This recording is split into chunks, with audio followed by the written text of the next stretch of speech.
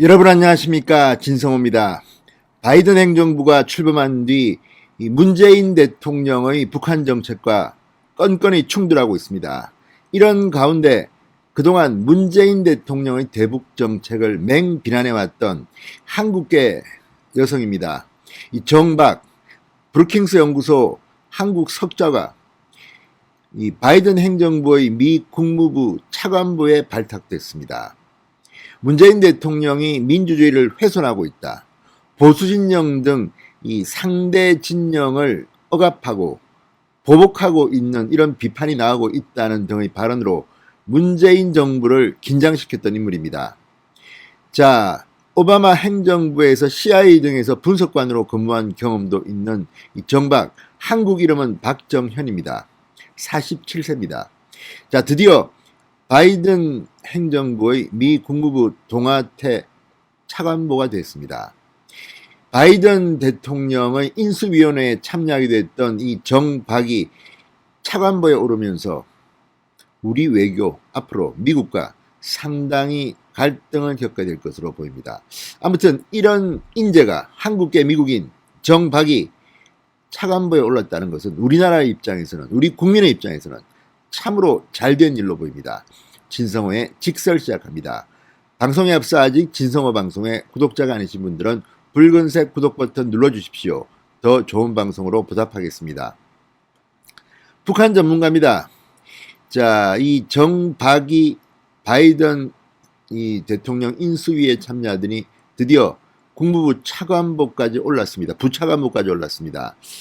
자, 어쨌든 이런 것들을 보면 확실히 행정부, 트럼프 행정부에서 바이든 행정부로 바뀌면서 상당히 한국의 입장에 대해서 비판적인 견해를 제시할 것으로 보입니다.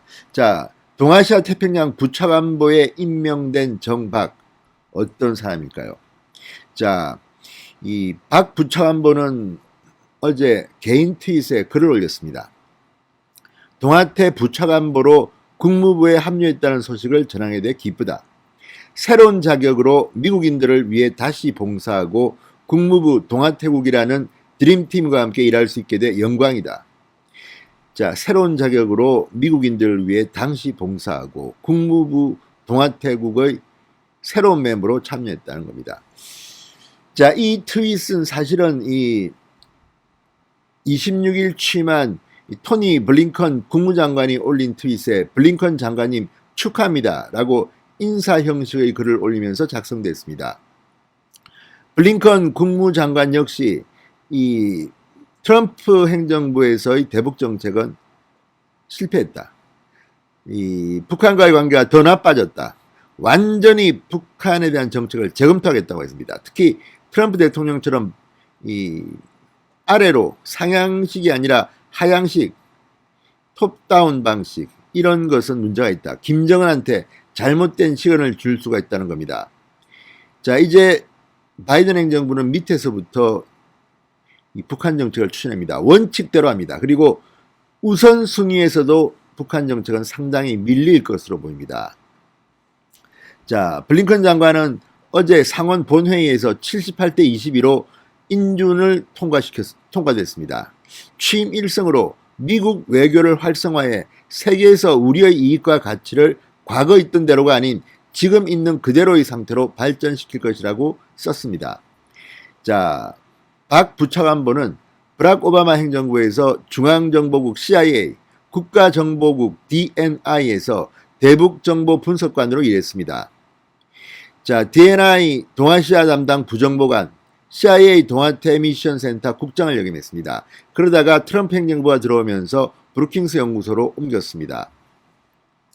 자, 이 워싱턴의 대표적인 싱크탱크입니다. 브루킹스 연구소에서 선임연구원을 거쳐 한국 석좌에 오르는 동안 문재인 정권의 대북 정책을 맹비난하는 그런 논문들을 써왔습니다.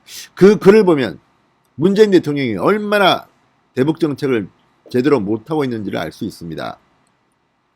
지난해 초에는 김정은을 분석한 책을 펴냈습니다.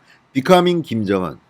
자, 바이든 대통령 인수위가 꾸린 기관 검토팀에서 정부 담당 정보당국 분야 인수인계를 담당하면서 이 바이든 행정부에서 중요한 역할을 할 것으로 예상되었습니다. 그런데 미 국무부 동아태 부차관보로 임명됐습니다. 자, 무엇보다 이 박 부차관보는 싱가포르 북미 정상회담 등 트럼프 대통령과 문재인 대통령이 추진한 대북 정책을 맹비난해 왔습니다. 이게 맞는 거 아닙니까, 솔직히?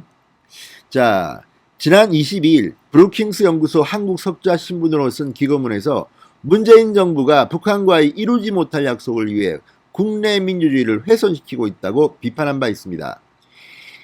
보복의 악순환 이런 비판이 나오고 있다. 또 보수 진영 등 상대 진영을 탄압한다는 비판이 나오고 있다. 구구절절 옳은 소리를 했습니다. 그리고 무엇보다도 이런 문재인 대통령의 대북 정책은 평양에 잘못될 시그널을 전달할 수가 있다. 그래서 오히려 더 힘들어졌다. 정말 문재인 대통령은 이런 주장에 대해서 귀를 전혀 기울이 않는 것 같습니다. 자, 한국 민주주의에 들이운 북한의 긴 그림자, 이런 제목의 글입니다. 문재인 대통령은 남북 화해라는 아직 이루지 못한 짝사랑 같은 약속을 위해 북한과의 화해를 최우선 과제로 삼으면서 국민의 자유를 선택적으로 억압하고 있다. 이렇게 비판했습니다.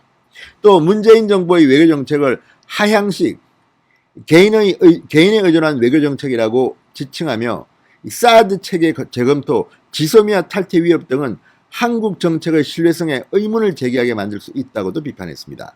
정말 똑부러지는 비판입니다. 자, 이제 박 부차관보의 등장으로 이 한국의 북한 정책에 미국이 제동을 걸 것 같습니다. 자, 아무튼 한국 이름 박정현 씨, 정박의 부차관보 임명을 축하드립니다. 진성호의 직설이었습니다. 여러분 감사합니다.